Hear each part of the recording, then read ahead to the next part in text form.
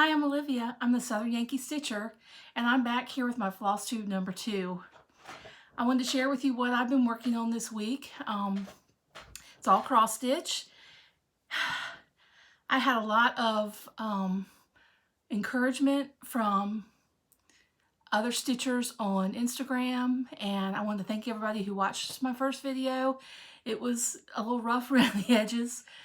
Didn't get the formatting quite right, and I couldn't get it to edit properly, and had a mistake in the middle and pause and try to figure out what to do if I wanted to restart or just keep going. I just kept going. I ended up just leaving it in because when I edited my video, it cut off the bottom, which was half my stitching. So I'm back and hopefully a little more knowledgeable about filming and uploading to YouTube. So just thank you to everyone who still encouraged me, even though it was pretty rough.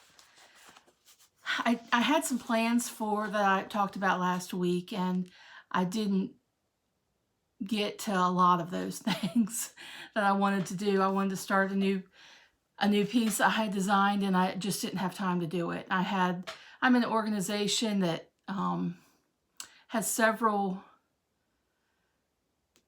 Well, we have a lot of projects going on, and one project we're getting ready to gear up and really get started on is something that's honoring our veterans. And we had a lot of meetings about that this week. There were 2 nights I got home later than normal, and I just didn't have time to stitch. We do something every year, and I had memories pop up. Last year, we had done partnered with our local museum and did an exhibit commemorating the 100th anniversary of the 19th Amendment. And I headed up that project, and that was a year-long project in the making. And it made me think about the first piece I started stitching when I began stitching again. And that was in the fall of 2019. I was starting that project, and I thought, I wanted to stitch something, and I thought I'll stitch something that commemorates the 19th Amendment. But I really had no idea what I wanted to include in that design. So I was trying to Google some things and get some ideas, and ended up on the 123 Stitch site. And they had a Little House Needleworks piece that you all may be familiar with. You maybe saw a lot last year. And it was called Suffrage Act Proclaimed. Here. And when I saw that, I thought, well, gosh, that covers it all right there. Why don't I just stitch that?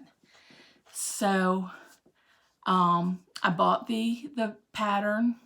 And, you know, on their site, you can just like click a button and get all the floss that comes with it, the called for. And I did that, and I got a piece of linen. Also, I had never stitched on linen before. And I was so excited about starting to stitch again because it had been, you know, probably 15 years since I had stitched anything. And I get everything together, and I think it's a Saturday. I'm pretty sure my shipment came in on a Saturday. And I sit down to stitch, and I realize I don't have a needle. And I'm sure I had a needle somewhere in all my craft things, but I couldn't put my hands on the needle. So the next day after church, I asked my husband to stop by Michael's, and he just kind of gave me one of those looks. And he doesn't like stopping to shop on Sunday after church. We normally are going out to eat or going home, meeting everybody at home to eat. And I said, it's just going to take me a minute. I just have to get a needle. So I ran in, I got a needle. After Sunday dinner and everything, I was like, oh, I'm going to sit down Sunday afternoon, quiet afternoon, and start my stitching finally. Well, y'all, I sat down, and what I had bought, the fabric was a 32 count vintage country mocha. I sat down to stitch, and I couldn't see. I could not see at all. And I knew I needed new glasses, and I've been putting it off. I hate going to the doctor, even an eye doctor. I just don't like it. You end up spending a lot of money, and just don't really enjoy it. But when I realized I couldn't see the linen to do any stitching, I went ahead and scheduled an eye appointment. And sure enough, I needed to get my prescription increased. And I asked them to you know, really make sure on the reading that they would maybe bump it up even a little bit more, because I was going to be doing some stitching. So ordered my glasses, got my glasses, and well, before I ordered my glasses, my daughter had been after me to get new glasses, and I knew I needed them, but like I said, I was just delaying. But I was looking at my computer screen doing one of these numbers right here, trying to look through the bottom of my glasses, and she said, "Mom, you look old when you do that. You need to get some new glasses." So anyway, after the stitching fiasco, I went ahead and got the new glasses. The eye doctor, of course, won a fortune for their lenses and frames and everything. And I just said, hand me my prescription. I'm going to see what else I can find. And the girl was not very friendly about that. She printed it out, didn't say 2 words to me because I wanted to take my prescription elsewhere. But I actually went to Walmart and found frames I liked. And there were these frames here. And they did progressives, and they were great. So I sat down to do my stitching then a couple weeks later, and I still could barely see it. I got a few stitches in, but it was hard. It was hard to see. And I knew I was going to need magnification. I was telling my mother about it. She said, "I got the perfect thing for you." I said, "Okay." She said, told me to get where to go in her closet and find it. And she had a magnifier that kind of went with a string around your neck and sat kind of on your chest right here, and then you would have your magnifying glass in front of you. I couldn't get that to work right. I couldn't get to line up where I held my stitching.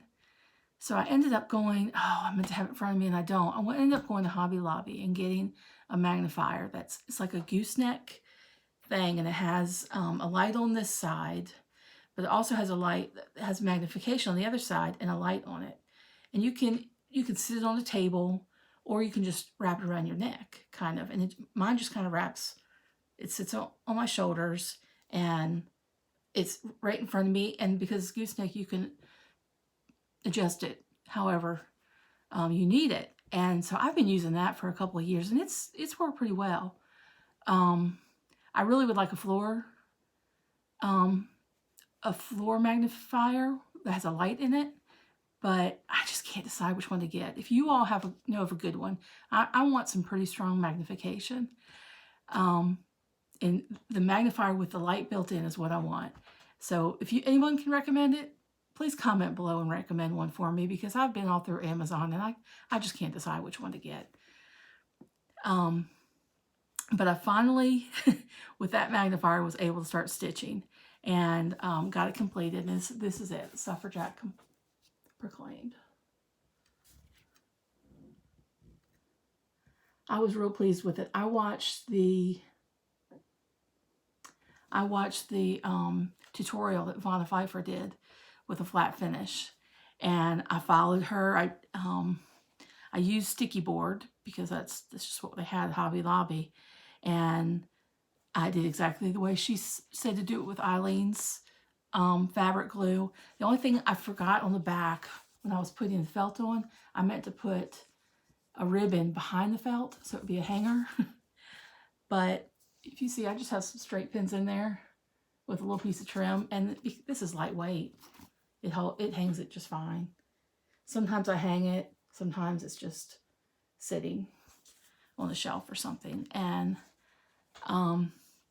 anyway, I really like that piece, and it was a good way for me to start and get used to stitching on linen, and I really like linen. So I have still done some pieces on Aida, and I won't say I'll never stitch on Aida again, but I definitely like the look of linen much better. So for my whips this week, I started Christmas is Coming. I showed that chart to you last week and told you that I remembered singing that song in elementary school in a Christmas program. And that tune just comes to my head every Christmas season. So this is my first time stitching on 36 count. And it's 36 count vintage mocha is just what's written on the tag. I'm not sure if that's the complete name. So this is my start. I'm going to put something behind it.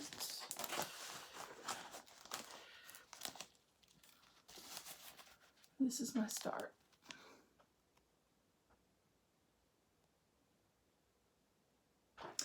I was only able to stitch like 2 nights this week and then a good bit on Saturday. And this stitched up pretty fast.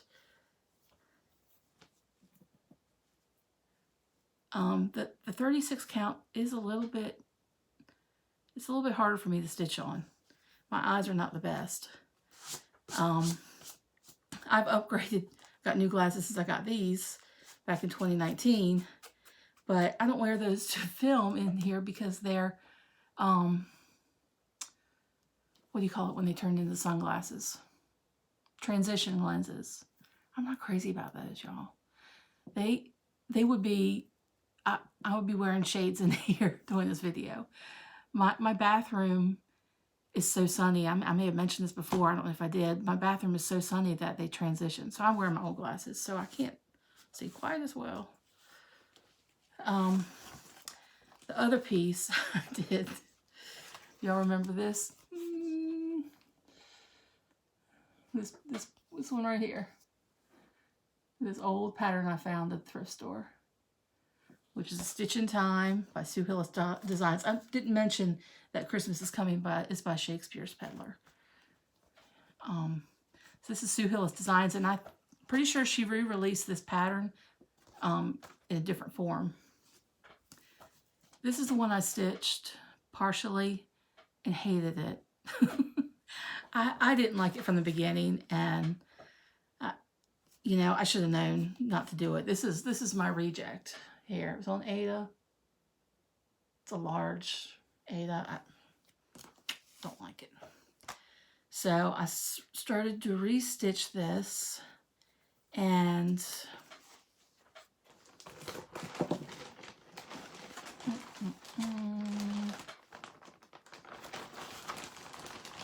the fabric came from Hobby Lobby. It's 28 count ivory even weave. I'm sure you've all seen those. It's the ones that come in the roll.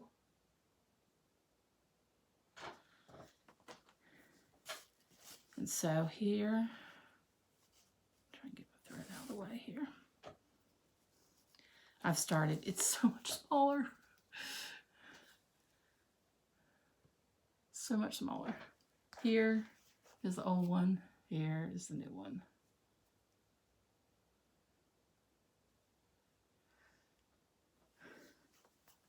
The coverage is so much better on here. I think I'm going to like it better. I wish it was a little bit bigger. I mean, I guess I didn't think about what size it was going to be because I want to hang it over my sewing machine.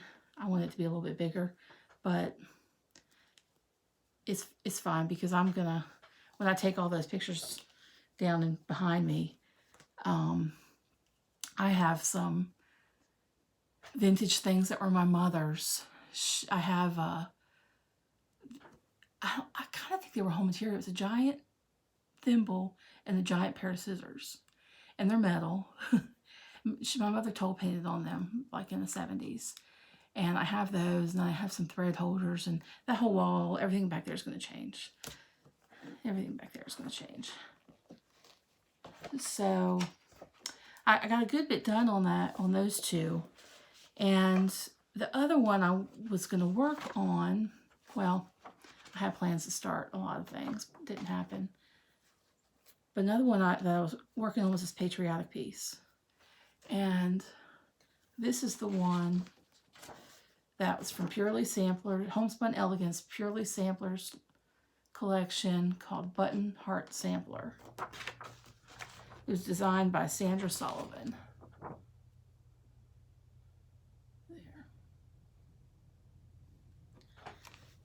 And my plans were to chart a ribbon that goes up under there into the eagle's feet, like he's holding the ribbon. Put 1776 up here, put in the stars, buttons in the corner. I got the stars in late one night, and I was just too tired to stitch. So I didn't even get the year in there, and I didn't have time to chart the ribbon, but I'm pretty sure I will have this completed by next week and maybe even have it fully finished. I showed you before how this chart had the alphabet going down the side and the heart. And I really didn't want the heart. So I did the alphabet along the bottom and the eagle and the heart and rib and stripes down below. The heart and the stripes and the eagle I got out of a book. This is a book I got at a thrift store. And I wasn't sure when or how I would use it. And I've probably had the book a year and never used it. But this is it. Better Homes and Gardens 2001 Cross Stitch Designs. And it's really, it can be really useful if you're wanting to make up your own charts, stitch things, make them your own and add and delete different motifs. The way it is, and I'll just show this one page real quick. Like this is the page, it's about Patriotic Motifs. And here it has a picture of the stitch pieces. Then on the next page, and I'm just going to show it like from a distance, they're charted color. So all the way through the book, there are all kinds of designs. There's like all kinds of flowers.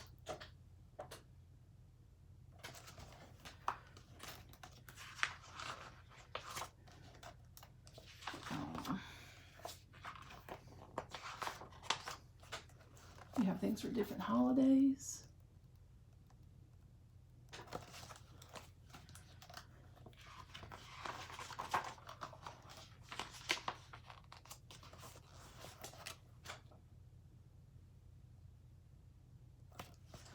And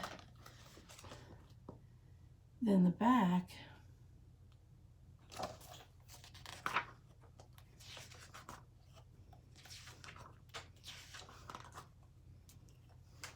they have all kinds of alphabets. There's that one, that one.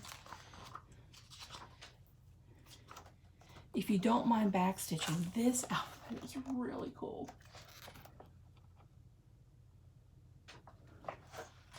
And I got this for $1 at the thrift store.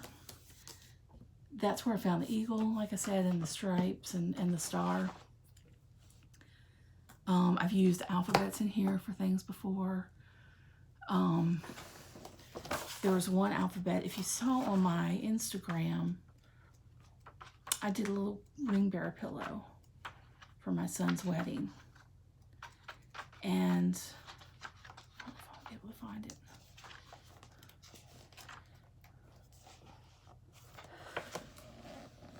My daughter-in-law sent me a picture of it and said, "Can you stitch this?" And I said, "Yeah, sure. I'll make it. I can do it." And I said, "Just send it to me exactly what you want, colors and everything." So she did. And the stitching she wanted was scripted, which is not easy to cross stitch, but this had one. Here is all back stitch. But I was just doing their names, their first names, and it turned out so cute. It's really cute. So that's, I'm kind of running through things pretty quick. Oh, I had a fully finish I want to show you. I'm going to show that first. I showed you this welcome fractor last week, and here is the piece fully framed, fully finished. You see me doing this with my glasses. They're my old glasses. I'm looking old again, aren't I? I can't see the screen unless I look through the bifocals. This is a frame that had a piece of art in it from Hobby Lobby. It was on their 75% clearance, so the frame was $4.99. I took the glass out. I opted to leave the glass out because it didn't really have spacers, but I really love the way this turned out. This is going to hang in my living room near my front door. I've been working on some other framing, and I was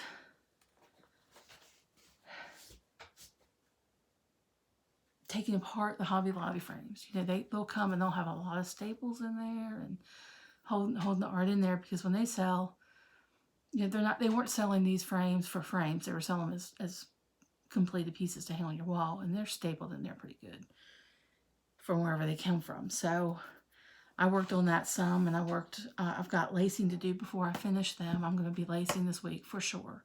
That's going to be a priority. And so I'll have a couple of new finishes to show you next week.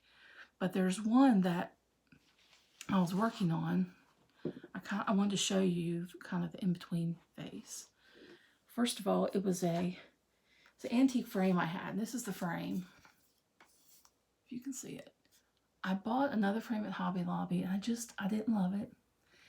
It fit in there okay, but the coloring wasn't quite right. And I knew I could paint it, but I had this one that really, it matched. It had some scratches and dings in it, which I didn't mind too terribly much, but some of them were real obvious. And where the gold is kind of on the design on the corners, there were a couple of scratches that were down to wood, and they didn't look. It looked more than just, you know, that look that you want, where it shows wear and tear. I just didn't want that on the frame. So I used this stuff. It's called Rub and Buff. And if you've never used this, I'm telling you, it's great. This is it right here. I got it at Hobby Lobby. It shows the price there, what, $3.99. You can see on the box it even shows a lady. You just put it on your fingertips and you rub it on. And then you just kind of buff it off with a dry cloth, paper towel, whatever. And this is what it does. This did have gold on it before, but I added a little more to it, just on the corners where it had been scraped off. And it turned out so well. This is, if you want to get an old frame and you want to redo it and you want it to have any kind of gold on it, this is the easiest way to go. Just rub it on with your fingertip and then buff it off with a cloth. I've used that for many years. The piece that I'm going to be putting in that antique frame is a linen similar to this, where it's very open weave. And I was careful on the piece that I stitched on there not to carry too much, because I knew any threads that I carried you'd be able to see. It had a lot of words on it. And I was not going to start and stop each letter. Not necessarily even each line. Between words, I carried between words. That's just too much for me. So this is something new I'm going to try, but the Kitten Stitcher, Teresa the Kitten Stitcher, if you haven't watched her, she's great. But I'm pretty sure she's the one that talked about lining your mounting board with a piece of linen or cotton that matches your stitch piece, so you don't have the white shining through. It's the same color shining through, and then it doesn't show where you've carried stitches. So I got the artist board at Hobby Lobby. You may have seen a piece that I laced. I got the board that was red on one side and white on the other. It's acid free. The reason I got that was because I was at the time stitching some Christmas ornaments that was red Aida cloth, and I didn't want white shining through, so I got the red. But I'm using the white side.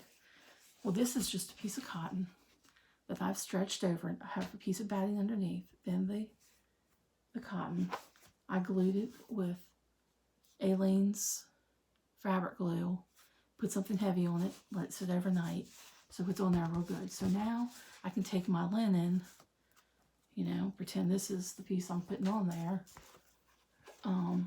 I could take my linen and stretch it and lace it. It'll go right over that. I just was in Walmart one day and saw these, and this was, how much did this cost? I don't even remember how much it cost. It wasn't much, but they have all kinds of fabrics for quilting and crafts. We have 2 Walmarts in our town. One of them has a better craft department than the other. I got it there, and that's what I used for this. So that will, I'll stitch my piece. I will lace my piece around this and then put it in the frame. It'll be good to go. I guess that's it. As far as plans, I'm going to try and finish this up. I'll be working on this some more. I'm going to be framing. I have 2 pieces that are ready to go in the frame. They just have to be laced. And if I get all that done, I'm going to start another chart, which is the one I designed and I talked to y'all about before. I wanted to share with you because I'm excited about it because it's a cute little story with it, I think.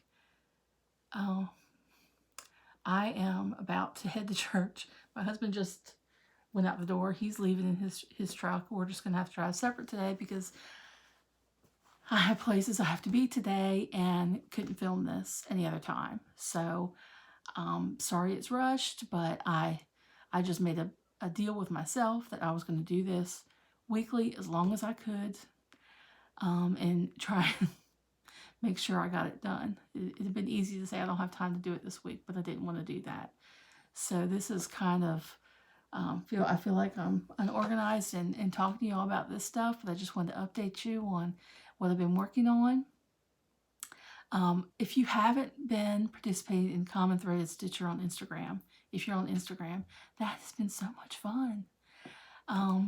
People have put on there just kind of introduce themselves and show their stitching spots, show how they keep their charts, show their whip stash, their journal, and it's going to be every day in August. I'm pretty sure it's every day, and it's just a good way to get to know people that you see on Instagram all the time.